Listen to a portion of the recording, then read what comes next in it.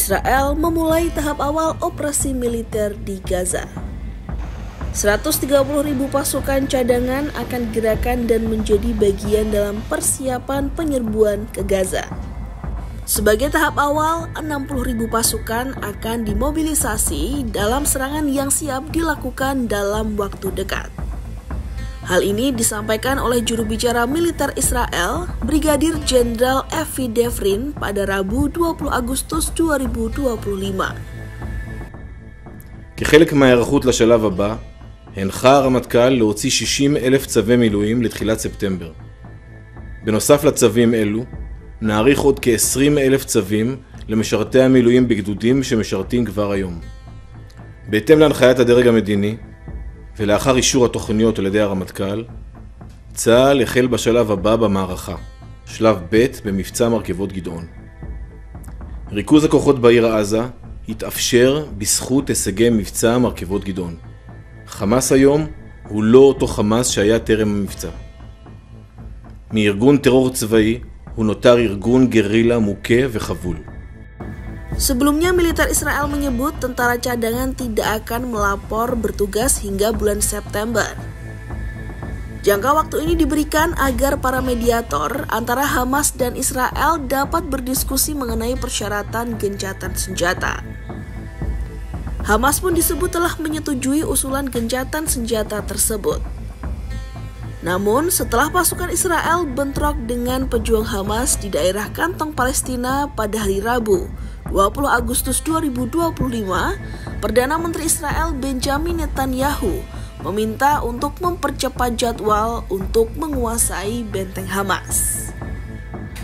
Hal ini membuat militer Israel memanggil 130.000 prajurit cadangan sebagai bagian dari rencana operasi militer besar-besaran untuk merebut kota Gaza. Juru bicara militer Israel menyatakan operasi yang direncanakan akan berlangsung secara bertahap, presisi, dan terfokus. Untuk tahap awal, 60.000 anggota pasukan cadangan akan dimobilisasi dalam beberapa hari mendatang.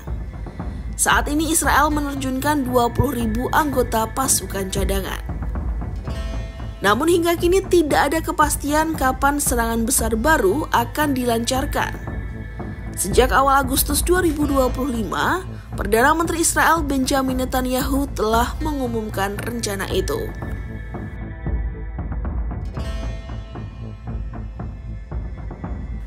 Di tengah keputusan ini, sejumlah pejabat dan komandan militer Israel justru menyuarakan keberatan terkait operasi yang dinilai syarat resiko politik dan kemanusiaan. Sejumlah prajurit dengan pangkat lebih rendah juga keberatan dengan rencana serangan baru. Banyak prajurit Israel kelelahan jiwa dan raga akibat perang tiada henti dikobarkan pemerintah Israel. Di sisi lain, Israel resmi menyetujui pembangunan permukiman baru di kawasan S1 tepi barat. Kawasan tersebut merupakan sebuah proyek yang selama puluhan tahun tertunda akibat tekanan internasional. Keputusan ini dinilai akan membelah wilayah menjadi dua, sehingga mengancam keberlangsungan warga negara Palestina di masa depan. Komunitas Badui Jabal Al-Baba yang tinggal di sekitar wilayah tersebut kini menghadapi ancaman penggusuran. Mereka telah menerima surat perintah pembongkaran yang berarti rumah-rumah dan sumber penghidupan mereka terancam hilang. هاي القرارات استلمناها قبل أسبوع تقريبا بلغونا فيها أنه راح يتم هدم هاي المباني إذا لا بتخلوها. حاليا إحنا ما عملنا ولا إشي لحد الآن. إحنا حاليا بنشوف القرارات تتصاعد أكثر وأكثر، وفي أي لحظة ممكن يجوا بعد قرارات اليوم اللي صادقوا عليها الحكومة الإسرائيلية ممكن الهدم في أي لحظة، يمكن بعد ساعة ساعتين، وخصوصا أنه إحنا قبل ساعة سمعنا أنه الجرافات والآليات بتتجمع في المعسكر القريب منا. هاي المنطقة بتحوي حوالي 22 تجمع بدوي، مش بس جبل البابا اللي احنا موجودين فيه اليوم، عندك حوالي 7,000 إنسان موجود في هذا التجمع. الماشية عندك تقريبا 20,000 راس من الماشية، هاي كلها الثروة الحيوانية راح يفتقدها الفلسطيني. أثرها كبيرة على المواطن البدوي، راح يفقد اقتصاده، مصدر دخله، مصدر عيشه، حياته الأساسية راح يفقدها. السوق الفلسطيني، الاقتصاد الفلسطيني كإجمالا راح يفقد كل مقومات الثروة الحيوانية اللي وفرها للسوق الفلسطيني.